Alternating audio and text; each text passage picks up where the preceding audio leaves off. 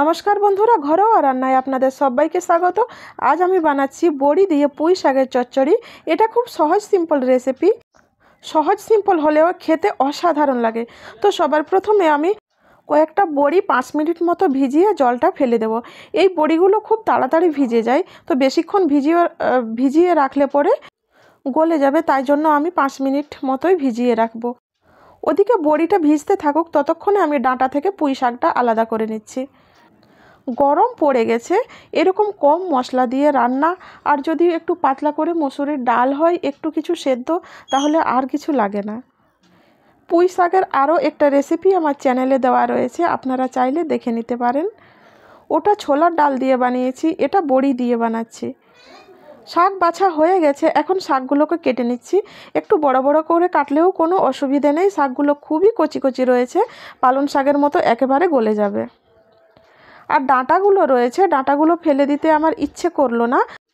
ডাঁটার যে সামনের অংশটা রয়েছে, আমি এরকম কেটে কেটে শাকের সাথে মিশিয়ে নেব।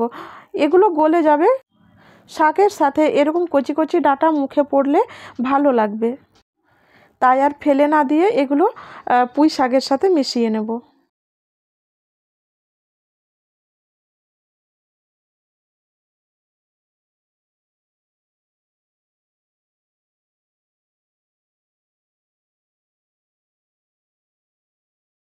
আর এই ডাঁটাগুলো একটু শক্ত হয়ে গেছে, এগুলো ফেলে দেব। শাক পরিষ্কার করে নিয়েছি, এবার শাকটাকে আমি ধুয়ে নিই। এই রান্নায় কি কি লাগছে একবার দেখে নিন। রয়েছে ভিজিয়ে রাখা বড়ি, ছোট ছোট টুকরো করে রাখা আলু, রয়েছে কুচনো টমেটো, কুচনো পেঁয়াজ কুচি, রয়েছে থেতো করে রাখা রসুন, ফোড়নের জন্য রয়েছে কালো সর্ষে, শুকনো লঙ্কা, আর রয়েছে হলুদ গুঁড়ো, জিরে গুঁড়ো, ধনে গুঁড়ো, আর পুঁই শাক। আর রান্নার জন্য তেল আর নুন তো লাগছেই, সেটা দেখালাম না। আর রয়েছে কাঁচা লঙ্কা। চলুন এবার রান্না শুরু করি। তেল গরম হয়ে গেছে, এবার আমি ভিজিয়ে রাখা বড়িগুলো দিয়ে দিলাম। জাস্ট কয়েক সেকেন্ড আমি ভেজে নেব, বেশি না। ভাজা হওয়ার মধ্যে এবার আমি বড়িগুলোকে তুলে নেব।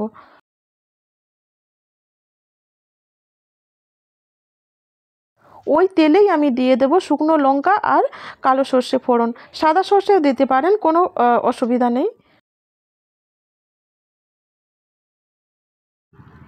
পুরো সর্ষেগুলো ফেটে গিয়েছে, এখন আমি দিয়ে দেব কুচনো পেঁয়াজ আর থেতো করে রাখা রসুন।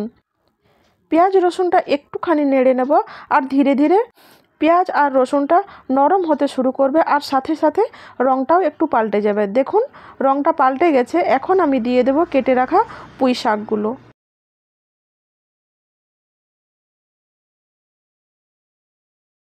দিয়ে দেব ছোট ছোট টুকরো করে রাখা আলু, আর দিয়ে দেব পরিমাণ মতো নুন। দিয়ে একটু নেড়ে নেব।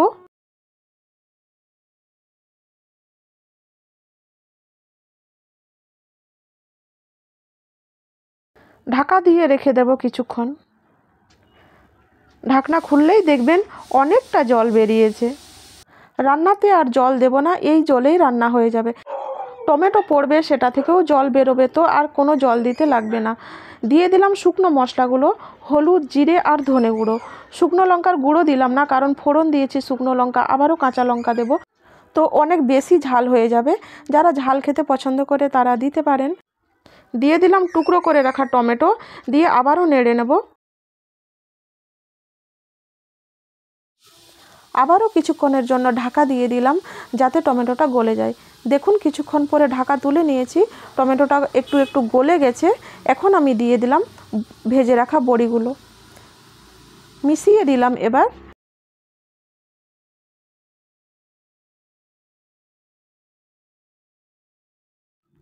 এবার গ্যাসের ফ্লেম লোতে করে ঢেকে রেখে দিলাম। এবার ধীরে ধীরে হতে থাক, আর মাঝে মধ্যে ঢাকা তুলে এভাবে নেড়ে দেব।